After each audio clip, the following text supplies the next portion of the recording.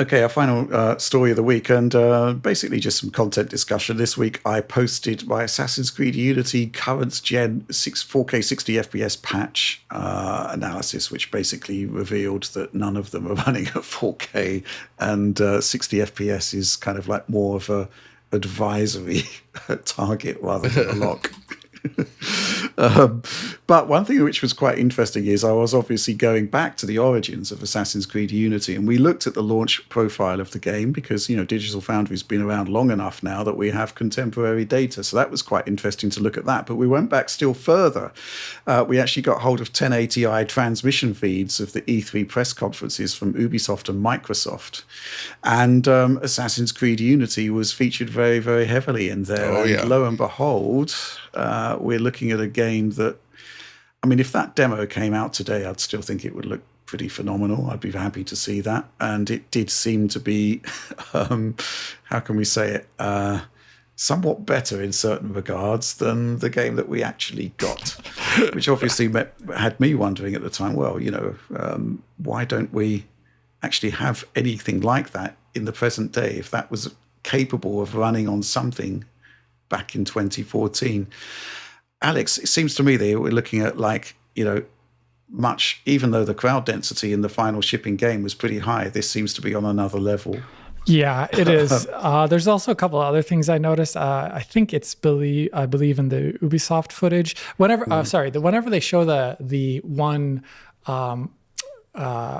member of royalty, you know, patrician class being beheaded, I noticed in that scene that there's per object motion blur, which the game doesn't ship with. Yeah, it does not.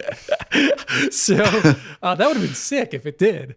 But I think this is, unfortunately, you know, Ubisoft at this time, or slightly before this time, was known for the bullshot. And I think some of this footage is a bit bullshotty. You do talk about the density of the crowds being noticeably higher. I definitely noticed that. The biggest thing I do notice, though, is all the shots of the city. The distant LOD is way better in terms of texture quality specifically. Yes. I don't mean geometric quality. The textures, for some reason, really degrade at a distance on all platforms. Although you did point out in your coverage very well that the PC version seems to have even more issues there. Yeah. at least the ultra quality setting does. It's high as well. I checked the high setting as well. That is a shame. Yeah, there's issues there where it is what, you know, ultra high on PC is worse than console, and it's physically painful, Alex, to see that. It is, because it's the forever platform in some sense, and it's going to be maybe never fixed. Like you did mention in your video a couple of years ago, we tried out. There was a fix for like a real-time cheat engine fix, you know, code injection into active memory of stuff that was supposed to maybe fix the LOD of characters in those massive crowds. And it kind of worked, but then also was really buggy and broken. Yeah, basically the recommendation from the modder was it's good for stills. Yeah, that was basically about it, which was fine. You know, it's fine like that. I do think this footage, given everything I'm seeing about it, it does look a lot to me like super high-end PC with settings that they never launched with. I do think some parts of it were running in real time, namely the gameplay, but I do think some of the cutscene stuff might have been fudged with after the fact. Right. Maybe. What, like the beheading, for example? The beheading specifically. Maybe the engine at that time did have object motion blur or some form of it, but maybe it only did it when you did to, like John's done for his videos before, where you like render the target out like one frame at a time with higher quality settings. Engines have been able to do that for a long time. So I imagine that's what that is actually. Mm-hmm. But atmospheric rendering, the volumetrics seem to be better than the actual game as well. You pointed out the LOD transitions, which are far less harsh in this footage. Mm-hmm. But man, you know, you look at this, you know, if this trailer came out today, I think people would still be impressed with it. I mean, that's how great it is. You know, there's another interesting that I'm just seeing right now. Okay, so I don't know if the final game ships with this.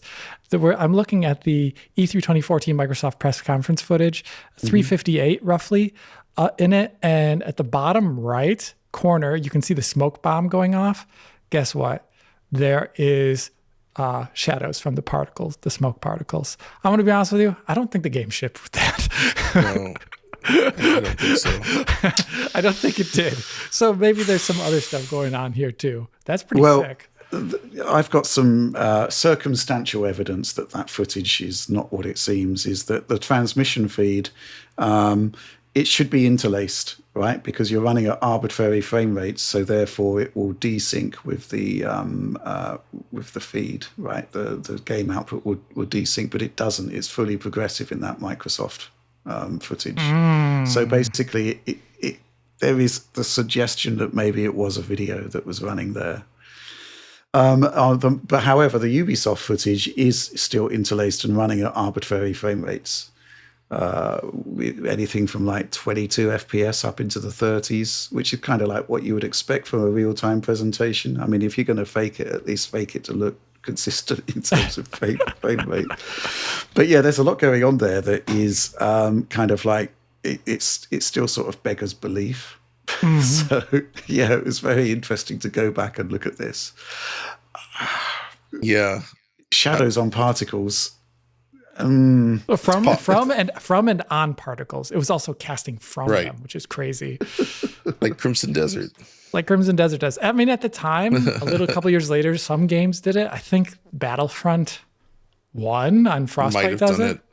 But I don't know. I think what we're looking at here is very realistic for this. And I think this is not a Watchdog situation or anything. I think what we are seeing really is representing what they were doing in the engine. And it still moves and has a lot of the jank that the final game has.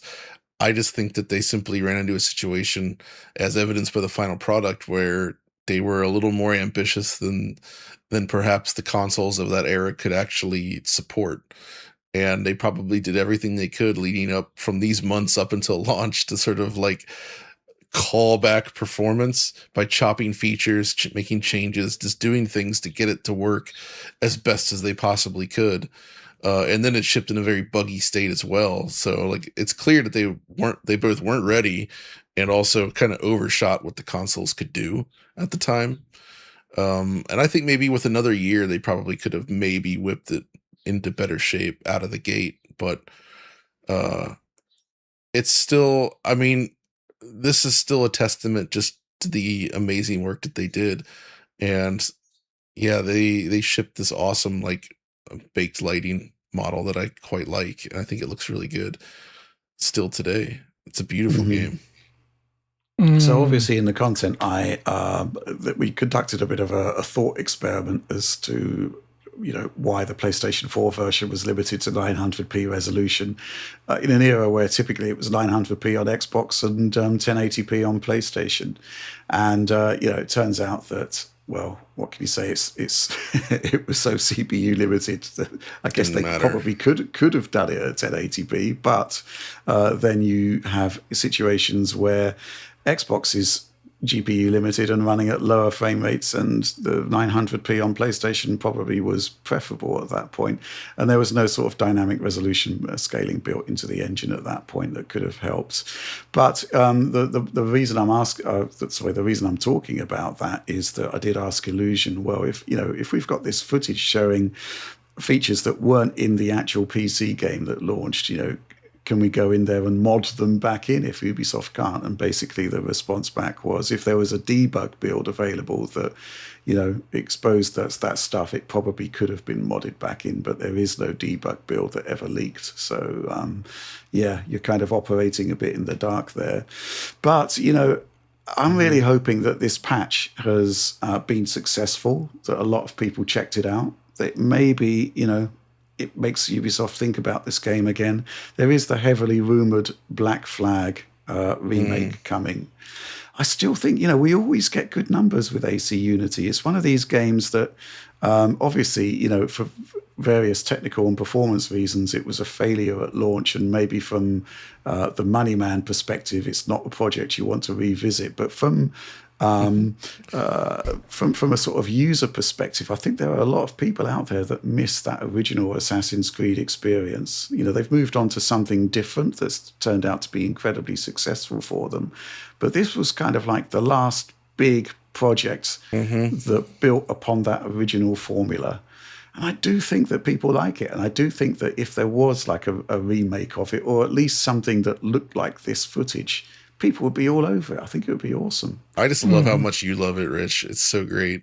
It's yeah, you know, it's like a Crisis kind of Crisis 3 kind of thing. I think so. Yeah. Crisis 3 is another one, but this, I think it all stems from the original Assassin's Creed where I played it, and the gameplay wasn't great, right? You had like a limited type, a number of mission types. It was very, very limited. But the immersion that you had, like way back in 2007, taking you back into those ancient cities that actually looked like cities, that actually, you know, it just felt like you had a snapshot of the past and being able to interact with it.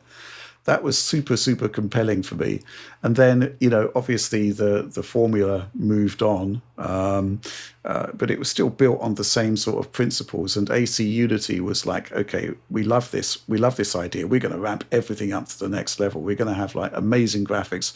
We're going to have like building interiors. You don't just sort of see the city. You can go inside all of these different buildings. It was just incredible.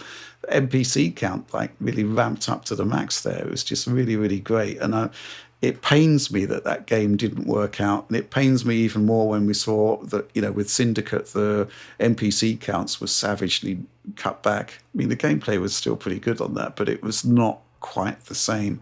And that was another like classic slice of history, Victorian London, where, you know, they can never do Victorian London again, right? You know, they've been there, done that. They'll move on to something else. But I just felt, you know, underserved by that. And obviously from as someone that was there for Victorian London, how do you feel about the accuracy portrayed in that game? Yeah, not enough dysentery and cholera. Okay. Yeah, they missed out on the dysentery. There was, thankfully though, the smell of Victorian London wasn't able to be replicated. Yes. We haven't had a game do smell, I think, since Leisure Suit Larry 7 with its Cyber Sniff 2000 card included in every box. I don't think I told you guys this, but when I went to Gamescom and I saw, what was the game, Industria 2, they were sponsored by some like smell-o-vision I forgot thing. about this. Yeah, they were sponsored by a smell-o-vision thing. And while you're playing the game, it was supposed to like bring out like the smell of like maybe, I think, the sea, a forest, and then like industrial oil, because it has got like robot diesel powered, you know, robots, and it literally just smelled like kind of burnt plastic the entire time I was playing the game. It was the weirdest thing ever. So please, people, don't do smell-o-vision. It's awful. That's so funny. You know what's really cool though about this E3 press conference you dug up, and why I think we probably need to do another E3 retrospective, is that this Microsoft 2014 conference was freaking great. Like, right? Like, this is after the Xbox One launched and was like derided largely, and the 2013 conference was a total disaster. But this one has so much good stuff in it.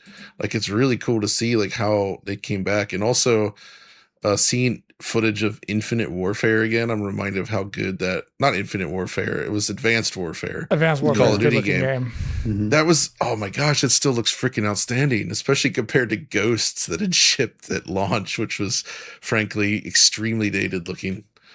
Man, yeah. So I want to revisit this press conference and go through it, because there's a lot of great games announced in here, a lot of cool stuff shown, and some shall we say, an albatross or two, like Halo Master Chief Collection was announced here, and boy, they had no idea what that was going to lead to. We've got the Sony one as well. In fact, we're sort of collating high quality feeds now of all of those. Actually, the Sony one is in 720p 60 FPS, which is nice. Mm-hmm. Cool.